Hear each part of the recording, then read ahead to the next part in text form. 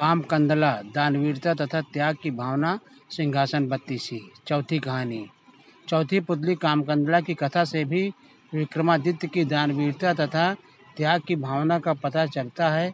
वह इस प्रकार है कि एक दिन राजा विक्रमादित्य दरबार को संबोधित कर रहे थे, तभी किसी ने सूचना दी कि एक ब्राह्मण उनसे मिलना चाहता है। विक्रमादित्य ने कहा कि ब्राह्मण को अंदर लाया जाए।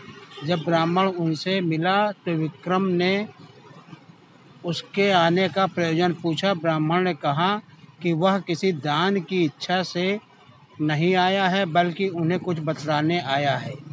उसने बतलाया कि मानसरोवर में सूर्योदय होते ही एक खंभा प्रकट होता है, जो सूर्य का प्रकाश ज्यों-ज्यों फैलता है ऊपर उठता चला जाता है।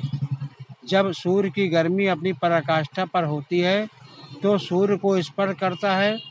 ज्यों-ज्यों सूर्य की गर्मी घटती है, छोटा होता जाता है तथा सूर्यास्त होते ही जल में विलीन हो जाता है। विक्रम के मन में जिज्ञासा हुई कि ब्राह्मण का इससे अभिप्राय क्या है। ब्राह्मण उनकी जिज्ञासा को भाप गया और उसने बताया कि भगवान इंद्र का दूत बनकर वह आया है ताकि उनके आत्मविश्वास की रक्षा विक्रम कर सकें। उन्होंने कहा कि सूर्य देवता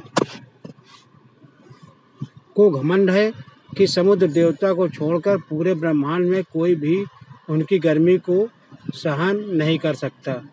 देवराज इंद्र उनकी इस बात से सहमत नहीं है।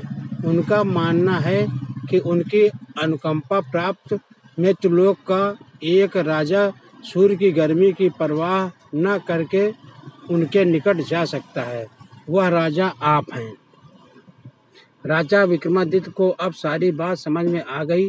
उन्होंने सोच लिया कि प्राणोत्सर्ग करके भी सूर्य भगवान को समीप से जाकर नमस्कार करेंगे तथा देवराज के आत्मविश्वास की रक्षा करेंगे। उन्होंने ब्राह्मण को समुचित दान दक्षिणा देकर विदा किया तथा अपनी योजना को कार्य रूप देने का उपाय सोचने लगे। उन्हें इस बात की खुशी थी कि देवगण भी उन्हें योग्य समझते हैं। भोर होने पर दूसरे दिन वे अपना राज्य छोड़ चल पड़े। एकांत में उन्होंने माँ काली द्वारा प्रदत्त दोनों बेतालों को स्मरण किया।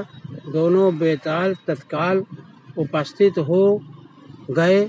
विक्रम को उन्होंने बताया कि उन्हें उस खंभे के बारे में सब कुछ पता है।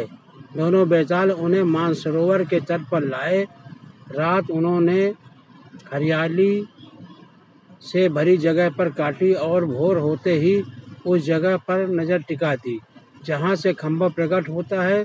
सूर्य की किरणों ने जो ही मानसरोवर के जल को छुआ, एक खंभा प्रकट हुआ।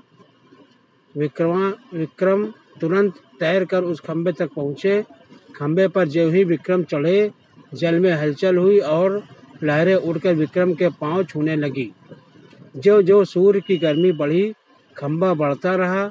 दोपहर आते आते खंभा सूर्य के बिल्कुल करीब आ गया। तब तक विक्रम का शरीर जलकर बिल्कुल राख हो गया था।